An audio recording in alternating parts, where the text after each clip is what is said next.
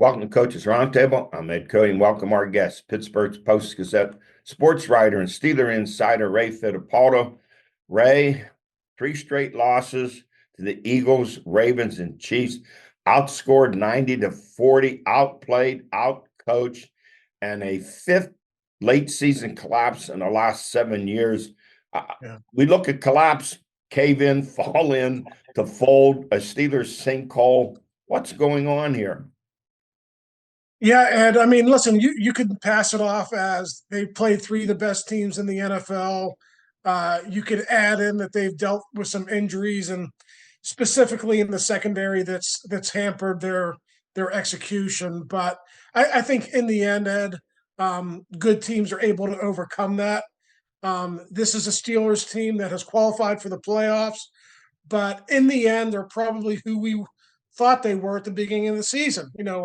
A 9-8 or a 10-7 type of football team that would be fighting to get into the playoffs. So the only thing that's maybe a little off to me is they really took advantage of the easy portion of their schedule. They kind of struggled where I thought they would struggle, and maybe they clinched early, but they're not really far off from what I thought they would be back in August. Well, how bad is it? Maybe they should stop playing Renegade and start playing the Crest hit rock and roll song, There's Trouble in Paradise, because I hear there's some snipping going on and finger pointing in the Yeah, locker room. What's up with all of this? yeah, and I mean it's interesting. Typically with the Steelers and really any football team that is cohesive and together, you always hear you want to keep that stuff in house. You don't want your dirty laundry aired out in front of everyone, and that didn't happen after the Chiefs game. And honestly, it didn't happen after the Eagles or Ravens games either. We've kind of heard this refrain of guys not doing their jobs, guys just having to follow their assignments, and stuff like that. And Mike Tomlin yesterday was asked about it, and he said they bicker because they care, but that's not really what we've heard from him in the past. So I think he's trying to rally the troops here this week. You mentioned the five collapses in 7 years. Last year they were able to win three in a row before they went to Buffalo in the playoffs and lost that game. So we'll see if they can maybe turn it around and win against Cincinnati on Sunday, and maybe they get some positive momentum going towards the playoffs. But right now, things just kind of seem off kilter and out of whack with the entire operation. Well, I would start with the offensive line. You look at the two tackles. Okay, there's 60 tackles starting in the NFL. Yeah. Where do you put these two guys? Broderick Jones seems to have so much trouble with edge rushers, and Dan Moore's not too far behind. But when you Yeah. say they hope they could do it, you have 1 week. You have so many problems. How are you going to fix all these problems in 1 week? Yeah, Start with this offensive line. yeah, it's disappointing for the Steelers because I thought Dan Moore got off to a good start this season, but we're kind of seeing the old Dan Moore come out, I think, in the last month or so, maybe even more than a month, where he struggled in pass protection. He's giving up pressures, he's giving up sacks, and he's not playing to the level that he was early in the season. The Broderick Jones thing is, listen, Ed, he came out as a redshirt sophomore. He was young, he was green, he had to learn on the job, and he's still learning on the job in year two. I do think in time that guy is going to be an above average offensive tackle, and I think he's going to be best served by going over to the left side and playing his natural position. But that's not going to happen until next season. So right now they're in a they're in a muck. They're trying to get out of the mud. They're fighting. They're clawing. We'll see if they can turn it around. But I do like the way that Broderick Jones has responded to his slow start. He's getting better. Now they just need Dan Moore to maybe get back to what he was earlier in the season, and we'll see if he can get out of his tailspin. Well, let's look at Russell Wilson. His first 7 starts, 12 touchdown passes, 3 interceptions, but the Yeah. last three, just 3 touchdown passes, 2 interceptions, and a key fumble. Now, you could tie some of this to the offensive line, but what do you see in terms of his regression?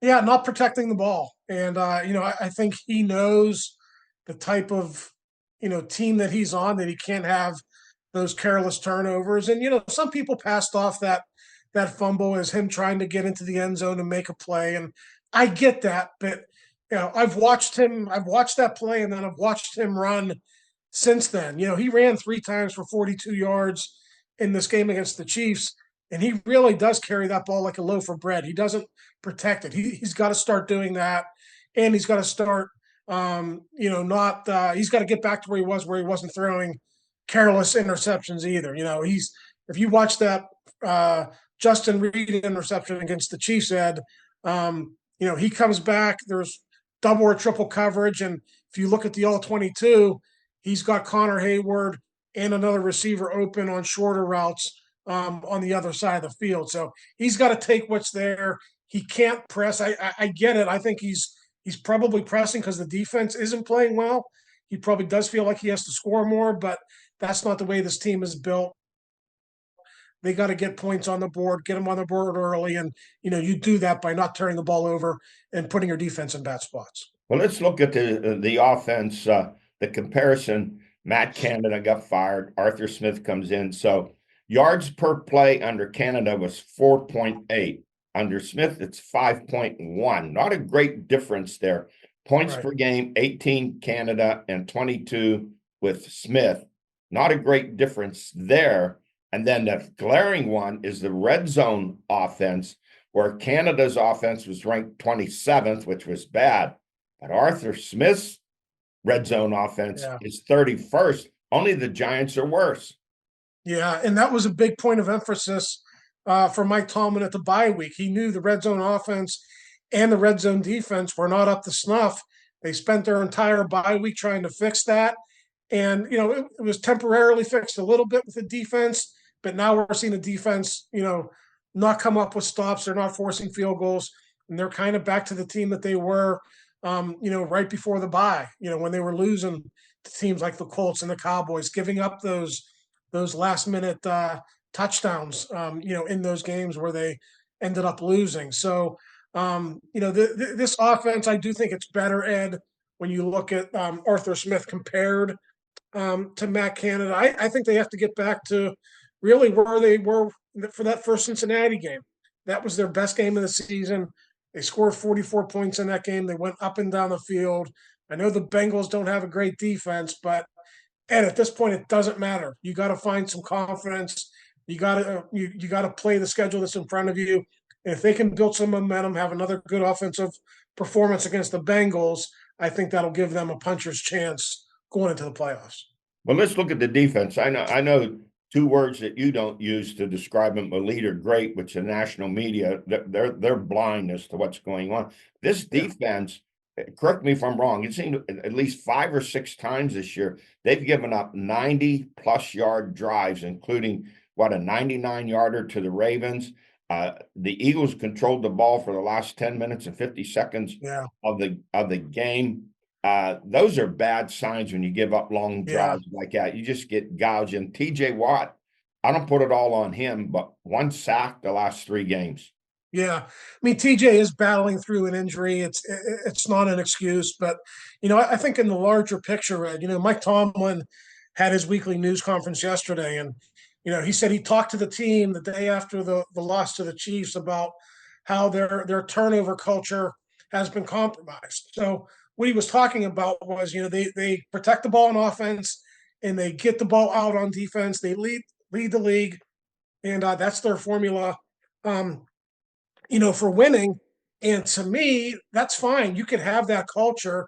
That can be an asset to you defensively, but that can't define who you are. You can't become so highly dependent on turnovers that if you don't get them, you're not able to stand up and force 3 and outs, or force punts in a timely fashion, or get the ball back instead of having the Eagles run off the final 10 and a half minutes. So, for me, it was kind of disappointing to hear Mike frame it. That was his big takeaway after the Chiefs game. We have to get back to creating turnovers. I'm sitting there thinking, okay, to me, you got to get back to forcing 3 and outs, being that stout defense that you were, keep the yards down, keep the points down.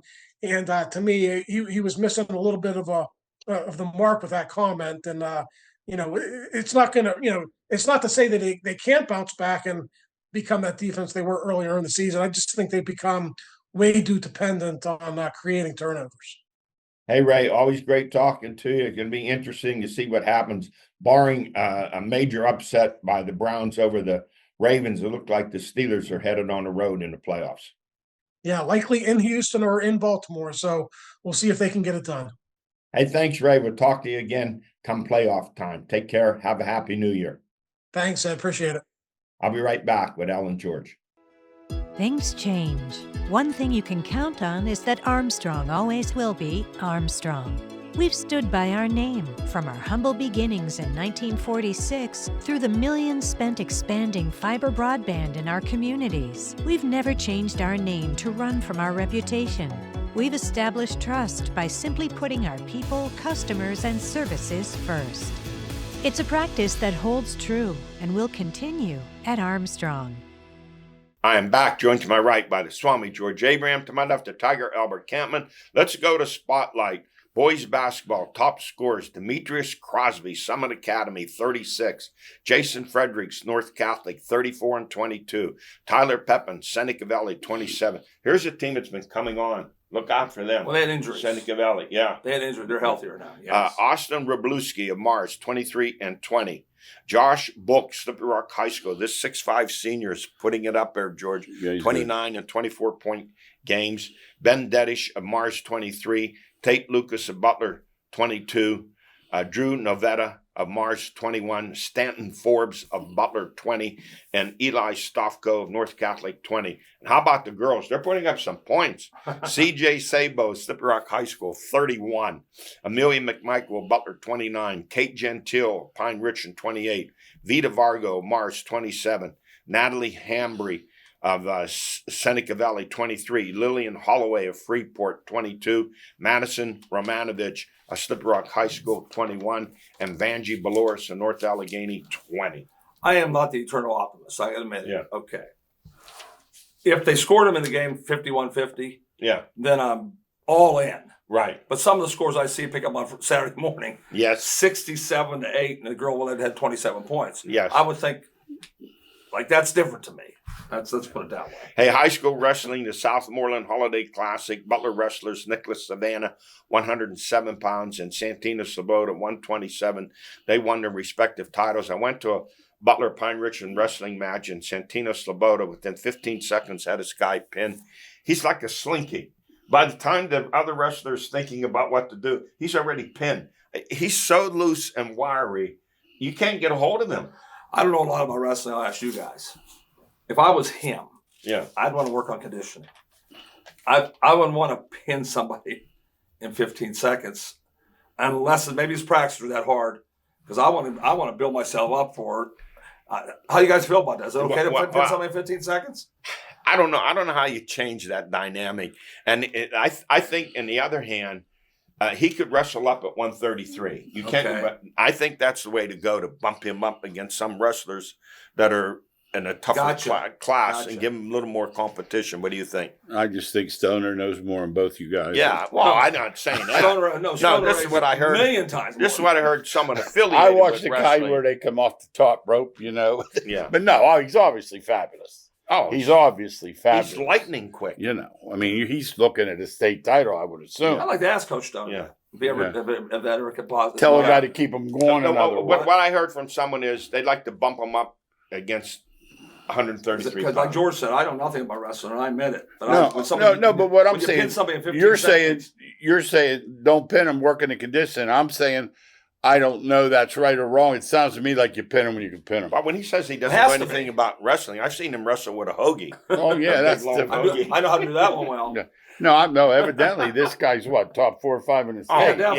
yes. Yeah. Hey, and the Powerade Classic, Chase Karenbauer, Grove City, he won the 107-pound title. That's a pretty good classic. A lot of outstanding wrestlers in that one, too. Yeah, they've had wrestling up there for the longest time. It used to be no one could beat Reynolds. Now Hickory beat him on occasion. Even Grove City's up there, but for 30 years, no one could beat Reynolds. In the state. Nope. Yes. Honors and achievements. Knock grad and Grove City College football wide receiver Scott Frazier. He was named the Associated Press NCAA Division III first team All-American, the 6'4", pound senior, caught 81 passes for over 1,300 yards, 14 touchdowns. He finishes second all-time Grove City receptions with 287. Who had more than that? Kid from Ship. Yeah. I'm guessing Yeah. Gus's and Kid. But I'll say this: we were up there to do our show. They got impressive athletes. They have impressive young men. You have to think someone would take a look at him, right? Depends on his speed. I don't know his speed. I don't know his speed You know, either, that's but everything. that That's size, you would at least give him. What could it hurt to give him a look, right? They tried to get the other kid to look, tried hard. They do Couldn't try. do it.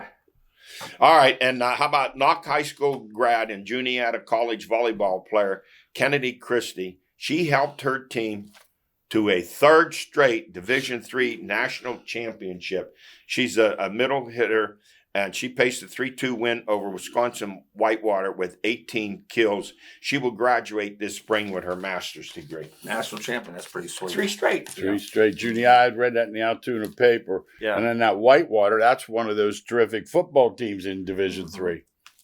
And more women's volleyball, BC3 star Josie Russo from Freeport. She was named a National Junior College Athletic Association Division III first team All-American. She helped the Lady Pioneers to a 25-2 season record. Yeah, I'm glad you brought that up, Eddie, because if you like playing, there's some place to play for you, and there's examples. She just went on and kept practicing, and now she's an All-American. That's pretty sweet. You know She's what? gonna move on. You look at that BC3, when you look at the volleyball in the area of Freeport, Knock, North Catholic, I'm not surprised. No, very good, outstanding. All right, let's go to our stories of the week.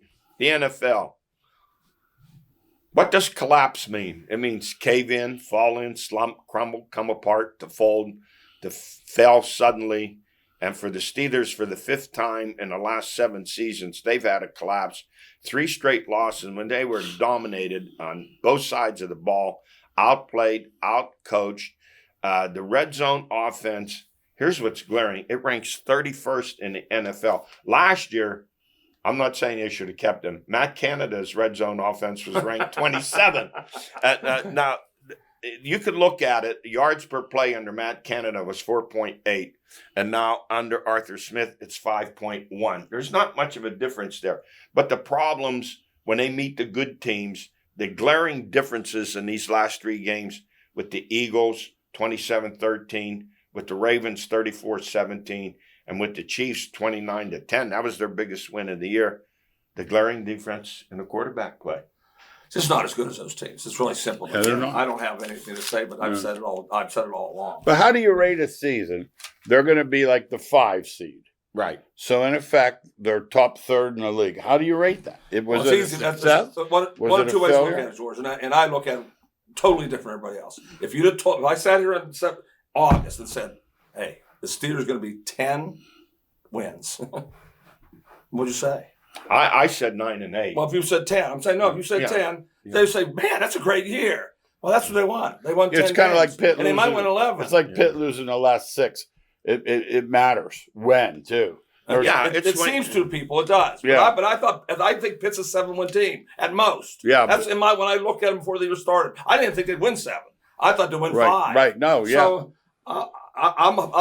I'm all in for the And they're going to win a Steelers. playoff game. I think they're going to win a playoff game. Steelers at Houston. At Houston. Not I if really they do. go to Oh, yeah. Baltimore. Not if they go to No, I Baltimore. didn't say no. Not Baltimore. No. That's interesting. You think they'd beat Houston? I don't think they could beat Yeah, Houston. that kid's really fallen off at Houston. I just think the defense will shut Pittsburgh down. Here's the thing about the Ravens. Why has their defense gotten better? They brought back Dean Pease, their former defensive coordinator, who learned all the defensive stuff under Belichick, then went to Baltimore for 6 years. How's Belichick's defense doing up there? Well, that's not his defense. He's not right. Yes, He picked all the players. Well, let me stick with Pease. You just mentioned them, so we got to bring it up too. You mentioned them. But what Pease did, I'm going to focus on what Pease did. He came in and he tweaked their secondary. He put Kyle Hamilton back at safety, and they changed coverages and different stuff. Did you read this or something? Did you read this? Harbaugh wasn't true. Harbaugh They got wasn't, healthy. They got their guys back. That's what but they did. Harbaugh wasn't afraid to bring him back to tweak the defense, and that's why their defense has been so much better. Their D was lately. bad in the beginning of the year. Very bad. Because they were hurt. Not because they did them. It's not an X and O game. It's a Jimmy and Joe game. And Well, they I got think there's better. both. I think there's both to it and that. But okay, let's get back So wait, here. I'll prove you wrong. You think Jim Rankin's a great coach? Jim Rankin? Yes. Yeah. I'm asking you a question. Yeah. What was his record at Butler? Well, he didn't win a game that year. So was I over asked you, is it an X and O or is Yeah. it a Jimmy and Joe? Okay. It's a Jimmy and Joe game. Okay. Complete. He's the greatest coach I've ever been around. Well, It's here's a the Jimmy thing. and When Joe you're game. judging him on 1 year. I just asked, did he quit coaching that year? But you got to give him 4 or 5 years. It probably would have killed him trying to turn him. No, Maybe it's a does. Maybe Jimmy does. and Joe. does. No. Yeah. You like the guy, right? No, Then I'm saying It's a Jimmy and Joe You game. wouldn't wish that job on any. all right, so let me ask you something. The Steelers saying they have to tweak things from the time. You can't change all these things in 10 days. Yeah, you got to change players. That's what you got to But change. you They just- put too much money in their defense, and they got robbed by Well, okay. Fitzpatrick, And- who's such a bad. There's 18 safeties as good as him. You know, so he doesn't do anything. What's he do, Eddie, for the team? No, No, and here's the thing. This defense, these long drives that they've Yeah. given up, You're right. they're killers. The team possessed the ball on them like the Eagles. Yeah, Last right. No, 11 minutes yeah. of the game, 11 minutes. and Mahomes last 4 games against the Steelers, 17 touchdowns, 1 interception, and he averages 320 yards a game passing. and Their defense is overrated. and, We've said it on the show it forever. takes and it sucks all the money out of the salary cap. That's what's worse. Mhm. Okay, so you have Wilson, who's going to be 37. No. Fields is just 25. They're both in their last year of the contract. What are you doing next year? They've already had 5 quarterbacks in the last 2 years. Are we looking at quarterbacks 6 and 7? You're going to give Wilson 20. He's going to want at least 20 or 25 million. Fields is going to say, "You turned me down on 22 million in my option year. I'm not coming back for $5 million." So what are you going to do here? I'm want to give Fields a better contract. So do I. That's my Yeah, opinion. so me. I'm going to do that, Eddie. I agree. Yeah, I'm on that one. I don't want the old guy. I'm I'll not. take my chances at Now, Fields. not for the first time. There's a lot of finger pointing going on Yeah, I in the did hear Steeler that. locker room. A lot of chirping. We're not surprised. When you about lose, it. that's what happens. We're not surprised about When it. you win, About everything's Pickens. rosy. Yeah. And when you lose, they start So- pointing fingers. That's what happens. I don't think it's a good sign. Some say, "Oh, that's because they want to win." That's what Tomlin said. I don't find that to be the case. But look, next up come the Bengals, red hot. Joe Burrows, Jamar Chase, T. Higgins. In the first game, the Steelers won 44-38, but they had no answer for Burrows. Their defense has gotten a little bit better. Let me ask you, coming into this game, they need to win to make the playoffs. The Steelers want to change things around. Which team has the greatest incentive to win this game? Well, I will say it again, and I'll say it outside. The Bengals are better. I truly believe it with all my heart. Offensively, Well, their defense is playing better now. Remember, their defense was better. atrocious. Their defense was atrocious. playing better. We just got up and down the field. Denver went up and down the field on them about 10 times. I think they both have to win. Let me say I this do believe again. that, George. How many times have I said this year? First 2 drives into the red zone, what do the Bengals do? They pass up field goals. Oh, that's They kick those 2 field goals. There is no We overtime. talked about it on game. the way up today. Green Bay. The guy in Green Bay lost by 2 the other day. He went for 4th and 7. Yeah, You know what's interesting, Eddie? I told George. Yep. It used to be just the young coaches did it. Yeah, It's a runaway now. The whole league. Yeah, does. he's right. 4th and 4. They all go for it. I don't get it. I know. I don't I understand. don't get it either. I don't Especially in a understand. game low scoring. Like the Browns game was 10-0. Kick it. So those are 2 chip shot field goals. I Yeah. know they could have missed them. Okay. Yeah. But at I'll the take end my of the chances. game, at the end of the game, as the score is 26-17, it's over. Yeah. Yeah. Instead of going I'm with into you, Eddie. overtime. I'm with you, Eddie. Now Burrows, they say, well, he's been sacked 7 times. Here's what I want to say about that. He doesn't care. He gets back up and throws a 30-yard they bomb. throw it every down. Yeah. That's what I'm saying. Who cares about But that running back's come on. No, he's strong. really. Brown's really He good. got hurt the other day. Yeah, but they said he's going to be Hey, ready. that number 1 for them.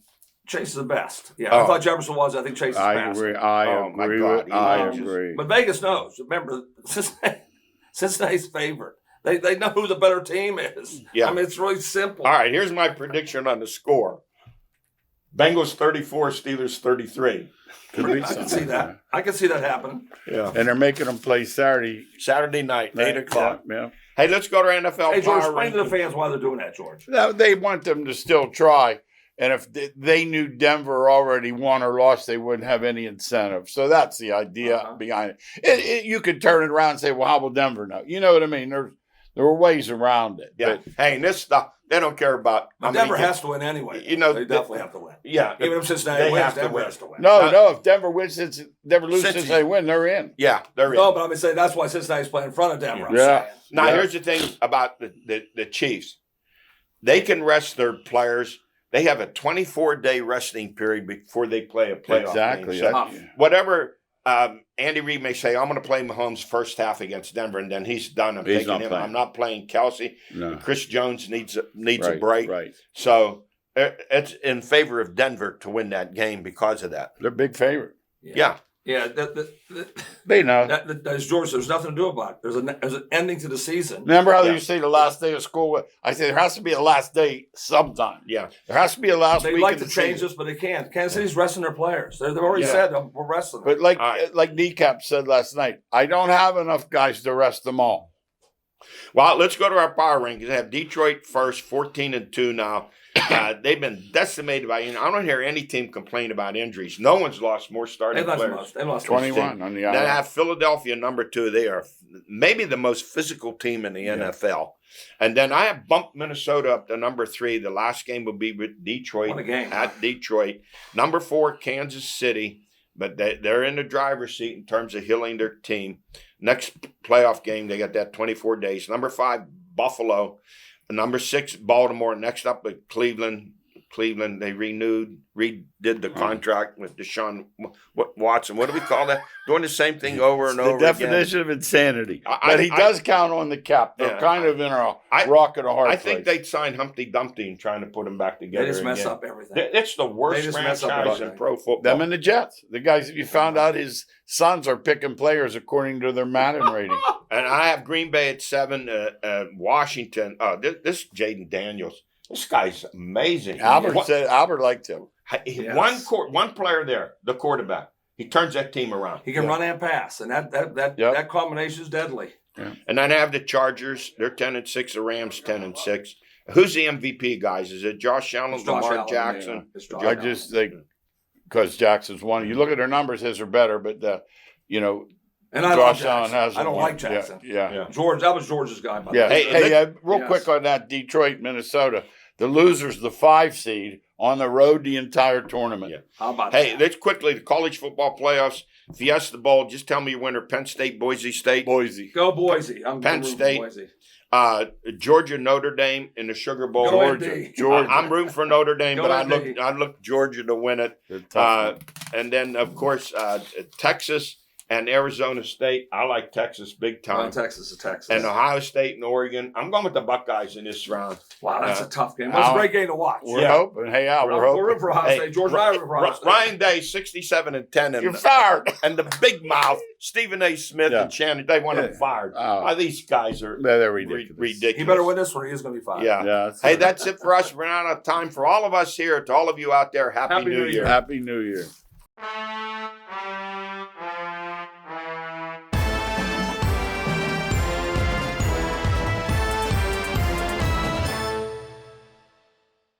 What you doing? I'm gonna fix that toilet. A sledgehammer. Hey, you never know. Maybe we should call a plumber. No, I got this. At Armstrong Comfort Solutions, our professional plumbers and service techs are standing by to help with all your plumbing and HVAC needs. Everything okay down there? Maybe I should call Armstrong Comfort Solutions. Armstrong Comfort Solutions, where comfort is our middle name. Zoom from Armstrong presents Home Pass Heroes. Jim wants to know where his kids are at all times. What can I say? I'm a protective dad. The Home Pass app, free with Zoom's enhanced Wi-Fi, lets him set primary devices for everybody in the household or frequent guests. Now he gets an alert when his kids leave or his mother-in-law arrives. Be the hero of your network with Zoom's enhanced Wi-Fi and the free Home Pass app. Available on the App Store and Google Play.